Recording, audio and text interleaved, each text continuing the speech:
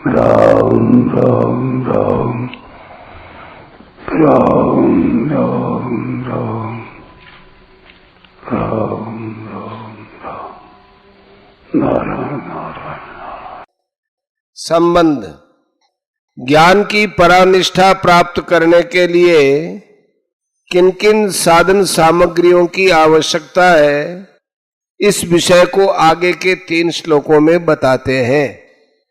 बुद्ध्या विशुद्धया युक्तो धृत्यात्मानं नियम्य च शब्दादीन् विषयान् त्यक्त्वा रागद्वेषौ व्युदस्य च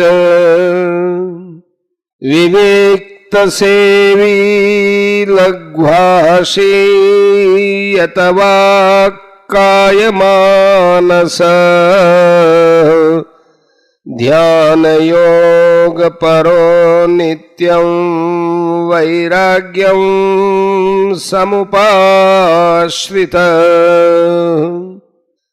अहंकारं बलं दर्पं कामं क्रोधं परिग्रहं विमुच्य निर्ममः शांतो ब्रह्मभूयाय कल्पते।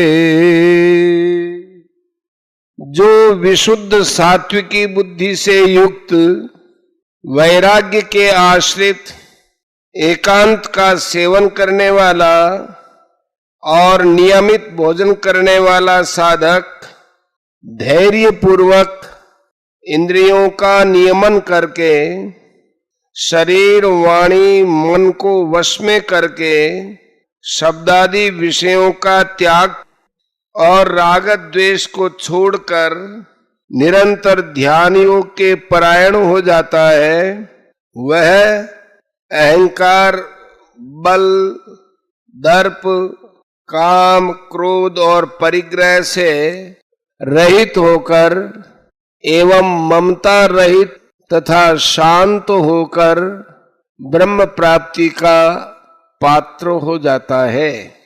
व्याख्या। बुद्धिया विशुद्धया युक्त है। जो सांख्य योगी साधक परमात्म तत्व को प्राप्त करना चाहता है, उसकी बुद्धि विशुद्ध अर्थात सात्विकी हो। 18वें अध्याय के 30वें श्लोक में उसकी बुद्धि का विवेक साफ साफ हो, उसमें किंचन मात्र भी संदेह न हो। इस सांख्य योग के प्रकरण में सबसे पहले बुद्धि का नाम आया है। इसका तात्पर्य यह है कि सांख्य योगी के लिए जिस विवेक की आवश्यकता है, वह विवेक बुद्धि में ही प्रकट होता है। उस विवेक से वह जड़ता का त्याग करता है। वैराग्यम समुपाश्रित है। जैसे संसारी लोग राग पूर्वक वस्तु व्यक्ति आदि के आश्रित रहते हैं, उनको अपना आश्रय सहारा मानते हैं, ऐसे ही सांख्य योग का साधक वैराग्य के आश्रित रहता है। वह जन समुदाय, स्थान आदि से स्वाभाविक ही निर्लेप होकर रहता है। लौकिक और पारलौकिक संपूर्ण भोगों से उसका दृढ़ वैराग्य होता है। विविक्त सेवी। सांख्य योग के साधक का स्वभाव, उसकी रुचि स्वतः स्वाभाविक एकांत में रहने की होती है। एकांत सेवन की रुचि होनी तो बढ़िया है, पर उसका आग्रह नहीं होना चाहिए। माने एकांत न मिलने पर मन में विक्षेप, हलचल नहीं होनी चाहिए। आग्रह न होने से, रुचि होने पर भी एकांत न मिले, प्रत्युत समुदाय मिले, खूब हल्ला गुल्ला हो, तो भी साधक उकताएगा नहीं। वह सिद्धि असिद्धि में सम रहेगा। परंतु आग्रह होगा तो वह उकता जाएगा, उससे समुदाय सहा नहीं जाएगा। अतः साधक का स्वभाव तो एकांत में रहने का ही होना चाहिए, पर एकांत न मिले तो उसके अंतःकरण में हलचल नहीं होनी चाहिए। कारण कि हलचल होने से अंतःकरण में संसार की महत्ता आती है और संसार की महत्ता आने पर हलचल होती है, जो कि ध्यान योग में बाधक है। एकांत में रहने से साधन अधिक होगा, मन भगवान में अच्छी तरह से लगेगा, अंतःकरण निर्मल बनेगा। इन बातों को लेकर मन में जो प्रसन्नता होती है वह साधन में सहायक होती है।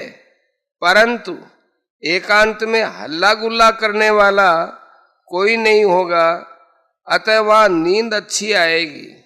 वहां किसी भी प्रकार से बैठ जाए तो कोई देखने वाला भी नहीं होगा, वहां सब प्रकार से आराम रहेगा। एकांत में रहने से लोग भी ज्यादा मान बढ़ाई आदर करेंगे। इन बातों को लेकर मन में जो प्रसन्नता होती है वह साधन में बाधक होती है, क्योंकि यह सब भोग है। साधक को इन सुख सुविधाओं में फंसना नहीं चाहिए, प्रत्युत इनसे सदा सावधान रहना चाहिए। लघुभाषी साधक का स्वभाव स्वल्प, नियमित और सात्विक भोजन करने का हो। भोजन के विषय में हित, मित और मेध्य ये 3 बातें बताई गई हैं। हित का तात्पर्य है भोजन शरीर के अनुकूल हो। मित का तात्पर्य है भोजन न तो अधिक हो और न कम रहे, प्रत्युत जितने भोजन से शरीर निर्वाह हो जाए उतना भोजन करे। युक्ताहार विहारस्य 6:16। भोजन से शरीर पुष्ट हो जाएगा ऐसे भाव से भोजन न करे, प्रत्युत केवल औषध की तरह क्षुधा निवृत्ति के लिए ही भोजन करे, जिससे साधन में विघ्न न पड़े। मेध्य का तात्पर्य है भोजन पवित्र होना चाहिए। धृत्यात्मानम नियम्य च। सांसारिक कितने ही प्रलोभन सामने आने पर भी बुद्धि को अपने ध्येय परमात्मा से विचलित न होने देना, ऐसी दृढ़ सात्विकी धृति के द्वारा इंद्रियों का दमन करे, इंद्रियों को मर्यादा में रखे। 8 पहर ये जागृति रहे कि इंद्रियों के द्वारा साधन के विरुद्ध कोई भी चेष्टा न हो। 18:33। यतवा काय मानस।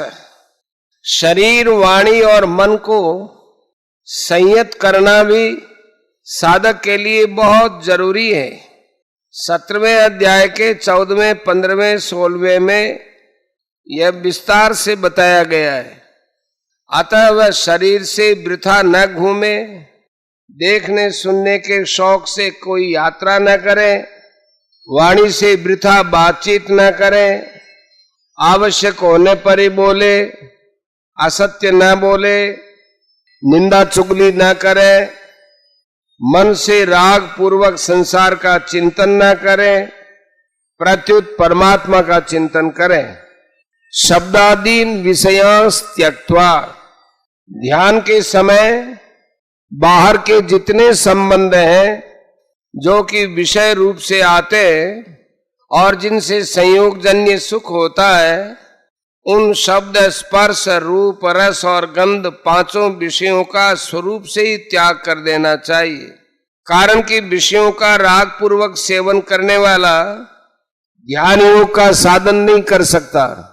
अगर विषयों का राग पूर्वक सेवन करेगा तो ध्यान में वृत्तियां नहीं लगेंगी, वे वृत्तियां बहिर्मुख होंगी और उन वृत्तियों से विषयों का चिंतन होगा। रागद्वेषौ व्युदस्य च। सांसारिक वस्तु महत्वशाली है, अपने काम में आने वाली है, उपयोगी है, ऐसा जो भाव है उसका नाम राग है। तात्पर्य है कि अंतःकरण में असत वस्तु का जो रंग चढ़ा हुआ है वह राग है। असत वस्तु आदि में राग रहते हुए कोई उनकी प्राप्ति में बाधा डालता है तो उसके प्रति द्वेष हो जाता है। असत संसार के किसी अंश में राग हो जाए तो दूसरे अंश में द्वेष हो जाता है, स्वाभाविक है। जैसे शरीर में राग हो जाए तो शरीर के अनुकूल वस्तु मात्र में राग हो जाता है और प्रतिकूल वस्तु मात्र में द्वेष हो जाता है। संसार के साथ राग से संबंध जुड़ता है और द्वेष से भी संबंध जुड़ता है। राग वाली बात का भी चिंतन होता है और द्वेष वाली बात का भी चिंतन होता है। इसलिए साधक न राग करे न द्वेष करे। ध्यान योग परो नित्यम, साधक नित्य ही ध्यान योग के परायण रहे, अर्थात ध्यान के सिवाय दूसरा कोई साधन न करे। ध्यान के समय तो ध्यान करे ही, व्यवहार के समय मानो चलते फिरते खाते पीते काम धंधा करते समय भी यह भाव सदा बना रहे कि वास्तव में एक परमात्मा के सिवाय संसार की स्वतंत्र सत्ता है ही नहीं। सर्वभूतेषु येनेकम भावम अव्ययम ईक्षते। 18 का 20। अहंकारम बलम दर्पम कामम क्रोधम परिग्रहम विमुच्य। गुणों को लेकर अपने में जो एक विशेषता दिखती है उसे अहंकार कहते हैं। जबरदस्ती करके विशेषता से मनमानी करने का जो आग्रह होता है उसे बल कहते हैं। जमीन जायदाद आदि बाह्य चीजों की विशेषता को लेकर जो घमंड होता है उसे दर्प कहते हैं। भोग पदार्थ तथा अनुकूल परिस्थिति मिल जाए इस इच्छा का नाम काम है। अपने स्वार्थ और अभिमान में ठेस लगने पर दूसरों का अनिष्ट करने के लिए जो जलनात्मक वृत्ति पैदा होती है उसको क्रोध कहते हैं। भोग बुद्धि से, सुख आराम बुद्धि से चीजों का जो संग्रह किया जाता है उसे परिग्रह कहते हैं। साधक उपर्युक्त अहंकार, बल, दर्प, काम, क्रोध और परिग्रह इन सब का त्याग कर देता है। निर्मम, अपने पास निर्वाह मात्र की जो वस्तुएं हैं और कर्म करने के शरीर इंद्रियां आदि जो साधन हैं उनमें ममता न रखे, उनमें अपनापन न हो। अपना शरीर, वस्तु आदि जो हमें प्रिय लगते हैं उनके बने रहने की इच्छा न होना निर्मम होना है। जिन व्यक्तियों और वस्तुओं को हम अपनी मानते हैं वे आज से 100 वर्ष पहले भी अपनी नहीं थी और 100 वर्ष के बाद भी अपनी नहीं रहेगी। अतः जो अपनी नहीं रहेगी उनका उपयोग या सेवा तो कर सकते हैं पर उनको अपनी मानकर अपने पास नहीं रख सकते। अगर उनको अपने पास नहीं रख सकते तो वे अपने नहीं है ऐसा मानने में क्या बाधा है। उनको अपनी न मानने से साधक निर्मम हो जाता है, शांत है।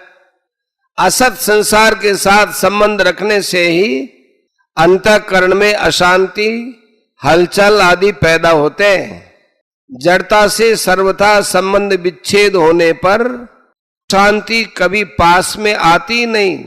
फिर राग द्वेष न रहने से साधक हरदम शांत रहता है।